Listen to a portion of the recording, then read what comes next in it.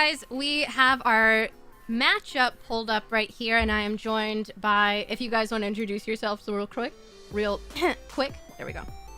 Sure. Hey, my name is Barish. I'm in the front office of the LA Spice. I go as Bill at VGC, and we're here to talk about the matchup against the Minnesota Vikavolts today. I'm Jamie Boynt. I am also going to state the obvious, saying that I'm in the front office of the LA Spice. Shade. Yeah, I know, right? But yeah, you can surely tell from this video. Yeah, exactly. And I am Lou, also on the front office for the LA Spice, the spiciest draft team there is. I'm really kind of embarrassed for both Barish and Jamie that you did not do the punchline. But you both had the opportunity. We were leaving it to best till last. Oh, why thank you very much. True gentlemen. Of course. But yes, we do have our matchup here. In case you guys didn't notice, and it's kind of, I should state it, maybe it is obvious, but maybe it's not. We have them in order by base speed. That way we can kind of see what we're working with in terms of speed tiers, in terms of, are we looking at fast mode, are we looking at trick room, that sort of stuff. Just so you guys know why we have it set up like this and how we approach it in this way. But Barish, if you want to take over the actual team overview here. Sure. So Minnesota Vikavolts, led by aDrive, Dan. He's currently 4-1 after 5 weeks. He has only lost to WolfClick in the first week. There's one transaction that happened last week. He switched he traded his Luxray away for Rotom Frost, which is a great addition to his team, having Ninetales, Alolan Ninetales, setting up Hail. But looking at the team overall, it is based around Togekiss, I want to say. Like, that's his first pick. Interesting first pick. If you have the whole field, like, he was the first to pick. And if you have, like, all Pokemon, he went for Togekiss. Very interesting. And then he built, like, around Togekiss, I want to say. He has the Trick Room mode that we will talk about, which is, like, the very last 3 Pokemon on his list with Rhyperior, Turtonator, and Bronzong, which work really nice. Altogether, Togekiss, great support to help set up Trick Room. And then Bronzong can either Bulldoze or Rock Tomb to activate Weakness Policy on either Rhyperior or Turtonator. So that is like one mode that you have to respect if you play Dan. And the other mode is like Fast mode with his Alolan Ninetales, the Alolan Sandslash, the Alolan Duo, paired up with the Rotom Frost that can carry Choice Scarf and fire off Blizzards that are guaranteed to hit in Hail. And then there are like a few more Pokemon that we want to touch on. Drapion. It seems to be one of his favorite Pokemon. I think he almost brought it to every week. I'm hoping for the big crits with his like Sniper, Scope Lens, Night Slash, and is it Cross Poison? I think it is. Yeah, that has increased crit chance as well. Didn't do well, I want to say, at least from what I saw. And it's not really something that we are scared of. So Drapion, we can... I don't think that he will bring it, and if he brings it, then it's not really great against us. That's at least my prediction for this matchup. Then there's Blastoise. It's definitely a scary Pokemon. Next to Togekiss, it can Shell Smash and then fire off really strong attacks. The G-Max attack doing like constant damage to all non-water type Pokemon, which is everything except for Cloyster and a Rock Hornet on our team. But Blastoise doesn't have like the best Sun matchup, so that's something to keep in mind. And then the last 2 Pokemon we haven't touched on are Hitmonchan and Serena. Serena, really underrated pick in my opinion. Paired with Assault Vest, it has a really good time, even against our Sun mode with Ninetales and Venusaur. Hitting it for super effective, but if you Dynamax with Serena, you have the option to go for a Max Airstream, for example. High Jump King or Max Knuckle, or is a great answer to Tita that also ignores redirection by Lilgas. And it just like hits really hard and is really tanky in Dynamax. So Serena, definitely something to look out for. Originally we didn't, I don't want to say we didn't prep for it, but like we didn't have it on the list. But then looking at the matchup, Serena could definitely come here and cause a lot of trouble. Overall, looking at like the matchup as a whole, Tita is like our, I want to say, best answer to Togekiss. Because Dynamax Togekiss easily deals with the sun mode. It can have like safety goggles, max airstreams deal a lot of damage. He can change the weather with a Alolan Ninetales if he wants to. So we needed to have like a solid answer to Togekiss, and that will be our Tita that Jamie will present in a bit. And then looking at his Trick Room mode with like Bronzong, Turtonate, and Rapira, this is definitely the week for Foongus to shine. It is the slowest thing across both teams.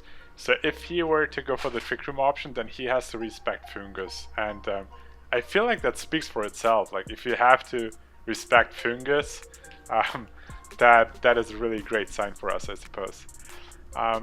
But one more thing to add, I suppose, is that we have a Venusaur and Foongus, so it's fast Sleep Powder and a very slow Spore. So he has to prep for like both ends. I could see like a potential Safeguard Bronzong with a Lumberry maybe causing some trouble for us. But our plan is that prevent him from setting up Trick Room with like fast Tyranitar dealing a lot of damage, hopefully taking out the Togekiss, and then Venusaur interrupting Trick Room. That's like our go-to plan, I suppose. And then if he were to get Trick Room up, then we have Foongus in the back. And even if like Bronzong is safety goggles, for example, like surely he has safety goggles or Lumberry or Chesterberry on a few of his Pokemon. Or he has Serena, of course, which could have Sweet Whale that actually prevents his Pokemon from falling asleep. That's also something we had considered.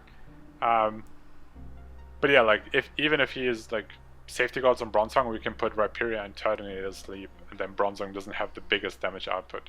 So our plan is to kind of prevent Trick Room from going up, having Foongus as a like backup plan against Trick Room, and then just having the stronger, better Pokemon, the spicier Pokemon this week to deal with the matchup.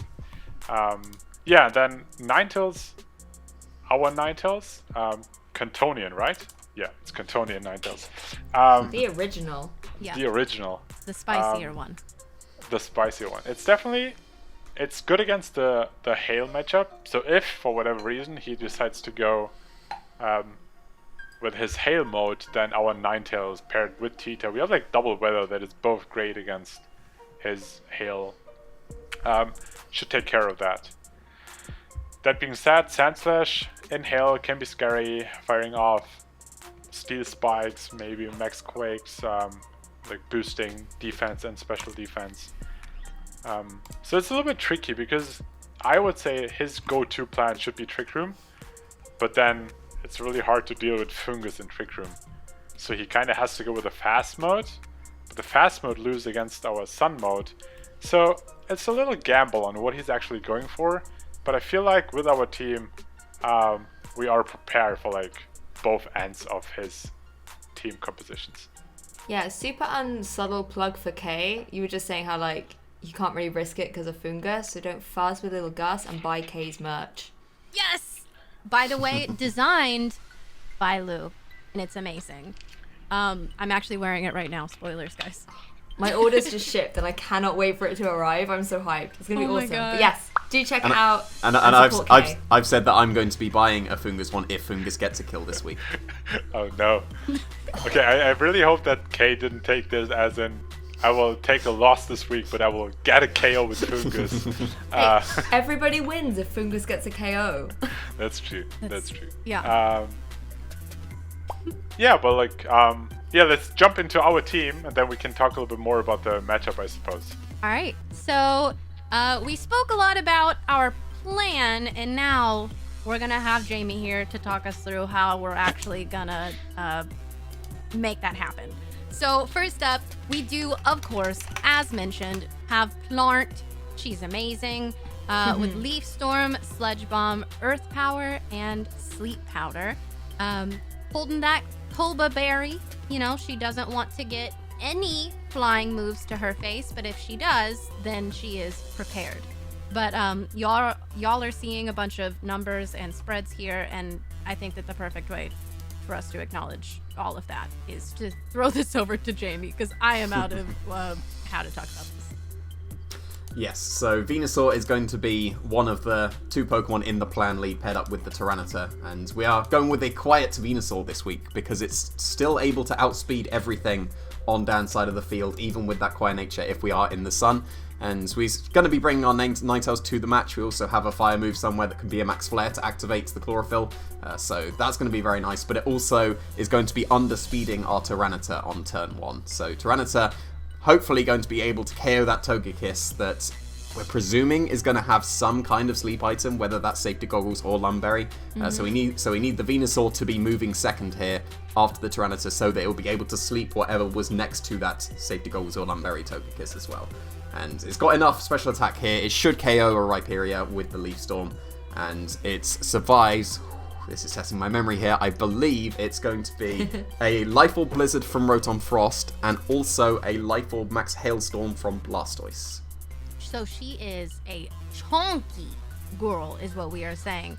But, you know, we have the queen next to her king here. Reptar is coming with Life Orb. Like we've talked about, the general plan here is to obliterate a Togekiss. We have Rock Slide, Lash Out, Fire Blast, and Protect in the last slot. And like Jamie mentioned, we are actually outspeeding our Venusaur with our Tyranitar, which is kind of a cool thing that, like, I think will really catch Dan off guard. Any additional notes on this particular spread? Yes, so because we wanted the Tyranitar to outspeed the Venusaur, initially I think we had the Venusaur at 97 speed. I can't remember what that was for. I know, because we originally had Dragon Dance on this Tyranitar, and it needed 98 speed to outspeed Togekiss after a Dragon Dance. But then, because it was so close to no speed Togekiss, I just went a little bit faster just to creep a super bulky Togekiss that's got no speed investment as well. And then you just got max attack for huge damage, and then just spreading out the bulk a little bit. I don't think the bulk did anything too specific, but once I'd hit the speed and maxed attack, then that was the best way to do it. Yeah, I mean, like, Tyranitar, we kind of mentioned earlier, like, having dual weather is really, really cool in our team, and I think Tyranitar, particularly as Dan has 3 Ice-type Pokemon, and obviously the Togekiss as well.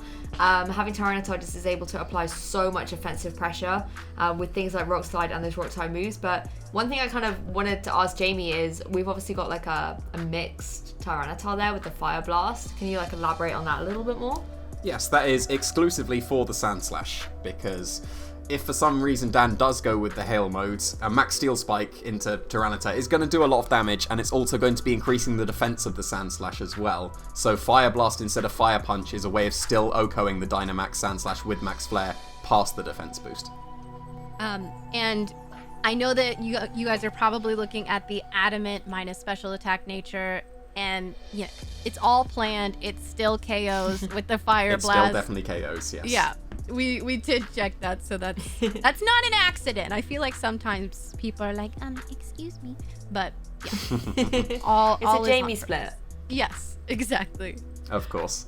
And next up, unless there's anything that you want to add on the T-Tar?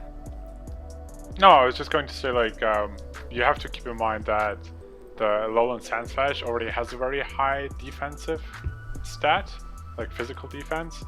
Right. So Fire Blast, considering that there's also Steel Spike, will just be hitting harder, even though like special attack is half, like 103 compared to 204. But it still pays off. Sorry. Thanks for the follow. By the way, guys, if you haven't subbed yet, you absolutely should do that. Nice little segue. Do it now. Sorry. I don't know why that's made me remember that the bulk was actually for something. It was for Life Orb Max Quake from Rhyperior to be able to survive when we were in Dynamax. Oh, thank you. Whoever. Thank you for jogging my memory. Good job. I don't know why that did, but there we go. Thank you, That's the David. real MVP right there. Exactly. We thought it was Lil Gus, but it's David. All right. Okay. Yes. So that's T-Tar. Amazing. Next up, we have Shelob coming off of absolutely crushing it last week against Wolf. I am so proud of her. Honestly, like, Araquanid has never been one of my favorite Pokemon, but after last week, I don't know, she has a special place in my heart. She is holding the Charty Berry. She's got Water Bubble. Looking at Scald, Substitute, Wide Guard, and Protect. And let's hear a little bit about all of these different numbers here on the side, because oh my god, what? Well, Araquanid is supposed to be somewhat of a Rhyperior answer, and with the Charty Berry it definitely can be, because then it is able to take a max Rockfall from a Life Orb Rhyperior with that Charty Berry as well, and then hopefully respond back with a KO with the Scald. If they go for a max Quake into the partner slot, then they should be able to survive that Scald, but otherwise it should be doing a lot of good damage. And the Wide Guard, there's a lot of spread moves that Dan can be going with. He can go with Blizzards if he's going with the Hail mode. If he's bringing the Turtonator, it can go for Heat Wave. If the Rhyperior's run out of its Dynamax, it can go for Rock Slide. So there's a reasonable amount of spread moves that could come our way. And Araquanid only really needs a Water move in this matchup. Bug moves aren't hitting the Serena too well if we're going special, especially if the Serena is Assault Vest as well, which is one of the theorized sets that it could be going for. So going for Substitute again with the Wide Guard, going for that Billaquinid, if you can remember, if you that callback to the Billa Slash, the 2015 Aegis Slash with Substitute Wide Guard. Ooh. Those were the good times. Yeah. We spent a lot of time thinking about Araquanid. The idea was that we want to have a way to always attack first against Rhyperior. And the way to do it usually is you go Room Service as an item on your Shelob or like on your Pokemon, and you would have your Pokemon being faster than your opponent, opposing Pokemon. For example, like Araquanid should be faster than Rhyperior, and then you give it a Room Service so that if your opponent sets up Trick Room, Room Service activates, your speed is lowered, and then you're slower than Rhyperior, attacking first again. So that is like the rough idea we had originally. The problem is with how the speeds work out of Araquanid and Rhyperior, you can't guarantee to be like, it's like hard to like be faster than like no speed drop Rhyperior, and also be slower than min speed Rhyperior. Like min speed Rhyperior is 40 speed, I want to say. Yes, it's 40 speed, min speed, and then 60 as neutral. Yeah, and like if you want to underspeed 40, you would have to be like max 58 with a Room Service, but then 58 would be slower than Rhyperior that has like no speed drop. So it was really hard, and then in the end we decided that instead of making sure that we always attack first, we just make sure that we always take a hit from Rhyperior if it was supposed to like attack first. And then Charty Berry is just a great item. Make sure that we can take one attack. If we're faster, we can substitute and just like take easy hit, like just substitute as taking the max Rockfall, for example. If he is out of Dynamax, he probably only runs Rock Slide most likely only runs Rock Slide, so we can White Card and then just attack with a partner Pokemon. So Araquanid has a lot of usage in this matchup, and I'm really excited to see how it actually performs. Yeah, like I just have to think back of the draft, and Kay was like, hey, I want to have a strong team, but it has to be cute as well. Yeah, obviously. And we're looking at the list of teams, so I'm like, hey, Kay, I have like bad news. Like, I think Araquanid is amazing in our team, but it's not cute. I've learned to love her. I mean, Kay redeemed Araquanid because she's named it Shelob after the Lord of the Rings trilogy, and like I have cats called Gimli and Rivendell, so it kind of intertwines. It's gone full circle. Yeah, it's reasonable, let's put it that way. Yeah, a ring, if you may. Anyways, sorry, enough of that. Because we're gonna start just talking about Lord of the Rings forever. Oh gosh, that'd be a long video. Right? We should. Lil Gus! Yes, it is Lil Gus time. Lil Gus!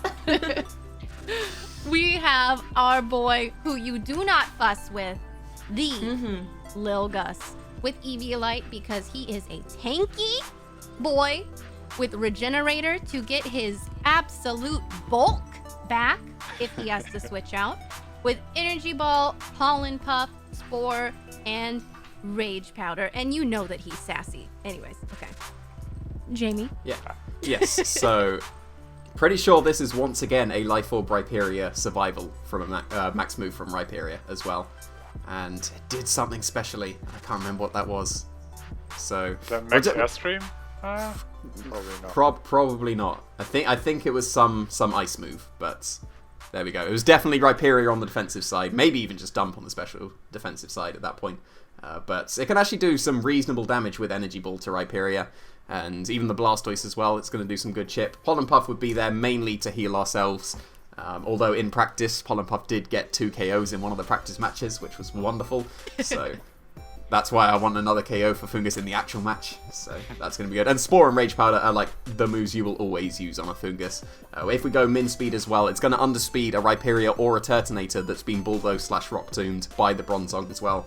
So it is definitely going to be a key Trick Room counter if the Trick Room goes up, because the Rhyperior and the Turtonator should be prime Spore candidates at that point. Amazing.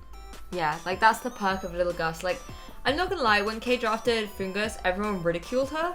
And I don't get the hate, I really don't, because Foongus is basically baby Amoongus, and Amoongus is amazing in competitive VGC, and Foongus just does everything on miniature. You know, it's really slow in Trick Room, it can redirect, it can go for Spore, and all those amazing things that Jamie has said. It plays such a pivotal role, and yes, it's a little bit more frail, A little. but it can still do really, really good stuff in Trick Room, and I just think Foongus is a threat that's been really underestimated. So I'm super happy to see it, and also buy Kay's merch.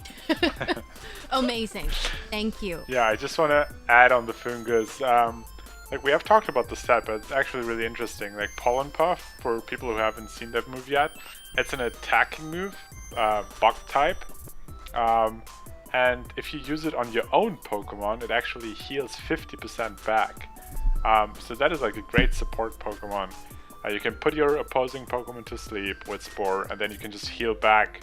And I think with Rage Powder, Pollen Puff, and Spore, it's like amazing support even outside of Trick Room. For Tyranitar, for example, if for whatever reason we should lose Venusaur early in the game, we can have like Little Gus using Rage Powder, redirect the attacks, putting something asleep, and then Pollen Puff the Tyranitar to heal it back. So they're like really great supportive moves. Yeah, that's just want to like point out about this little guy. Amazing. And next up, we have Regina, the Cloyster, with Focus Sash, because she is focused. All right, she has Overcoat. She is not going to be okay. I think I've got this right. She's not going to be taking hail or sandstorm damage, and is not affected by powder moves? ? Yep. That is correct. It's effectively just the same as Safety Goggles, so that means that we can run Focus Sash with our T-Tar and not have to care about breaking our own Sash, which is going to be very nice as well. And Cloyster actually has a pretty reasonable matchup against Dan's team. If it gets a Shell Smash, it's going to actually put in a lot of work as well. So that's going to be something to look out for if we can get that Shell Smash off as well. And yes, it's got very good coverage. Another good answer to the Rhyperior. Reasonable against the Turtonator. I think I had Mud Shots over the Protect at one point, but then why not just Hydro Pump it at that point? But yeah, if we get the Shell Smash up, it's going to do good work. It outspeeds the Sand Slash and outspeeds the Sand Slash in the Hail as well if we get the Shell Smash. Wow, I didn't actually know that it was in the hail that it also outsped it. She's amazing.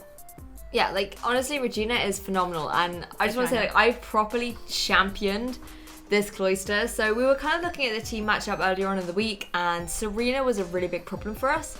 And I was like, hey, like Cloyster with skill link ability, could that maybe do some really good stuff? And we were looking at it, it could do good stuff there. Obviously with Rock Blast as well, it can do some good stuff against the Ice type Pokemon that are on the field there, and against Togekiss as well. Obviously with both Ice or Rock type moves. Ice, you know, you get the same type attack bonus, so that would be more beneficial. And I was like, yeah, I really think Cloyster's amazing. Like, we should really go for this with skill link. And then, of course, the little seed is planted into Jamie Boyd's brain. And he goes, hey, Light Bulb, let's not have skill link, let's have Overcoat, because it works so well, like you said, with our Tyranitar. And you know, Cloyster then found its way onto the team, and it has really good versatility with having that Shell Smash. And I think, again, like, you know, Jamie, you always champion kind of having that boosting move on the team and being able to utilize it so well, where we're not going to take that chip, we can get our Focus Sash, you know, activated right down to 1 HP, but still getting that Shell Smash up, and then being able to deal out so much damage with Hydro Pump and Ice Beam. Like, it's going to be phenomenal. It's going to pick up some really key KOs. And Kate, am I right? We haven't brought Regina yet, even in team preview? Nope, this is her first time. Her debut. It feels like the first time for Regina. I'm dying right now. That's too good. So yeah, that's her. Anything else to add, JB? But the Rhyperior and the Turtonator are both very physically bulky, but not so specially bulky. So going special as well, because we're sacrificing skill link to go overcoat as well, makes a lot of sense to be able to hit the Rhyperior and the Turtonator a lot harder as well. Yes. All right. And last but not least, because, I mean, we can't not. I don't think that I would feel comfortable going into a battle without Ninetales by my side. Look at her. She's got choice specs, looking great. Foxy Spice with, Drought, because obviously. We should try one of these weeks to make Flash Fire work. I don't know. I think that would be kind of cool. But no one's if we're not bringing Venusaur at one point, then we definitely could. Like, It's true. Ninetales is there pretty much just for team preview because we want to scare off the hail mode that definitely shouldn't be coming. Like against our double weather that both of them beat hail, really shouldn't be a hail mode. But just in case Dan wants to go hail mode for some reason, Ninetales is here to be able to clean that up very well with some choice specs, heat waves, and also boost up the Venusaur faster than the hail mode as well. But Ninetales probably isn't going to be coming. Hail, yeah. Sorry. I love it. So that is the entire team. I'm super excited. The fact that Lil Gus, I mean, he was in team preview once before, but this is his first week to actually be essentially guaranteed to be on the field, and I think that he is absolutely gonna crush it, especially if someone tries to fuss with him. Do not do that. Yes. All right. Buy the merch. I like that Lou is shilling way more for me than I am shilling for myself, and I absolutely appreciate it. It's don't fuss with little Gus. It's not me. It's little Gus. He's telling me what to do, okay? But you guys should absolutely check it out. It's super precious, and it would help support the team. Speaking of helping support the team, you guys should absolutely go check in the description down below, because all of the wonderful people that you have heard here today are linked below. They all have their own content. They all are up to their own things, and you should absolutely check them out. Anything else to add before we go, guys? Get a KO with Fungus. Do it. All right. I just want you to prove Dan wrong, because I remember when everyone drafted their teams at the beginning before any matches had been played. Dan was very, very skeptical about why on earth you drafted Tyranitar, because he was hey, she's got sun mode going on with Venusaur and Ninetales, so what's T-Tar doing to you? He just didn't get it, and I totally understand, but also totally don't, because T-Tar's awesome, and I just want you to prove him wrong with T-Tar and be hey, this is why T-Tar's on the team. That would be a great full circle moment, and seriously though, Dan is an incredible player, and I am up against a lot this week. Oh, Siri heard all of that. Okay, so the FBI is listening. Yeah, Dan is phenomenal, but T-Tar is also great. Yes, yeah, both great individuals, staples in the Pokemon community, both aDrive and Tyranitar, and yeah, okay. I think that is all that we have today. Thank you guys so much for listening to this. I hope that you enjoyed getting a more in-depth look at our team, as well as the process behind choosing the team. And okay, y'all, I will tell you now, the premiere is going to be tomorrow very early at 5 a.m. Pacific, 8 a.m. Eastern. So I would love to see you there. And that's about all. Tune in next time for more shenanigans. Bye!